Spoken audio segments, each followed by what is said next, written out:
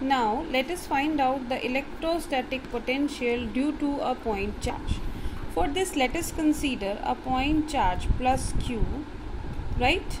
And the field lines are represented by the outward drawn arrows.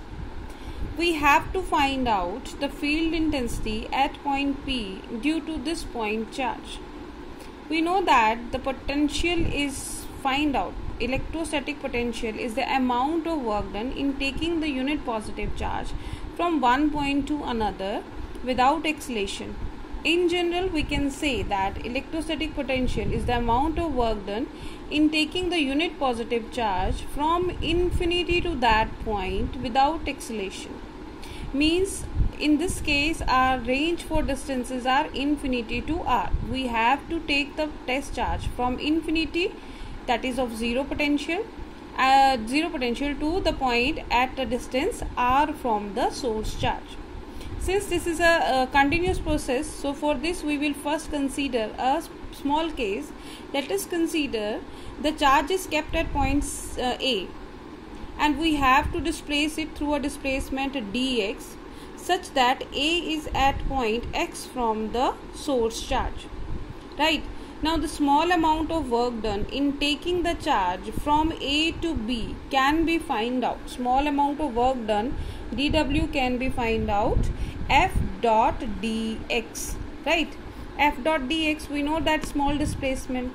Now for finding out this F, we know that F is given by K Q naught by R square, and the value of E can be calculated as K Q by R square, right? Now here if we are taking Q naught then also, and if we are taking plus 1 then also, the expression will be E is equal to K Q by R square. Now what is R here? R is the distance of the point at which the unit positive charge is kept to the point from where we are finding the field intensity, that is source charge. So here R will be replaced by X. This was a general formula. So we'll write E is given by K Q by X square, right? Or we can write in general form 1 upon 4 pi epsilon naught Q by X square, and direction of this field intensity is given by along this direction that we represent is this OP produced, right? Now the work done, small amount of work done dW is given by integral of E dot dx, right? Now E is outward drawn normal and dx is inward, radially inward. So angle between E and dx is 180 degree. So E dot dx can be written as E dx cos 180, that is equal to minus E dx, right? So dW can be written as minus, here we will not put integral sign because we are considering the small case, minus E dx, right? But what we have to find? We have to find the net work done in taking the charge, in taking the unit positive charge from infinity to point P. So finding the total work done, what we have to do? We have to integrate the small amount of work done, and the limit of displacement will be from infinity to R.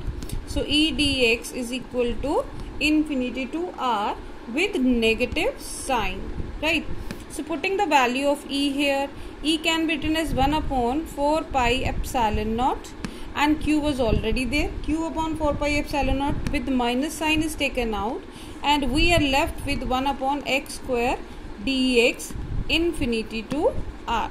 Now when we integrate it, we get minus Q upon 4 pi epsilon naught, and the integration of this is x to the power minus 2 plus 1 upon minus 2 plus 1, lower limit and upper limit. So minus Q upon 4 pi epsilon naught, this would become minus 2 plus 1 is minus 1. So minus 1 by x infinity to R. This minus becomes plus. So Q upon 4 pi epsilon naught, upper limit is R minus lower limit is infinity. 1 of infinity becomes 0, so we'll get q upon 4 pi epsilon naught r. So this is the potential at point P, or we can say this is the expression for electric potential at any point due to the point charge.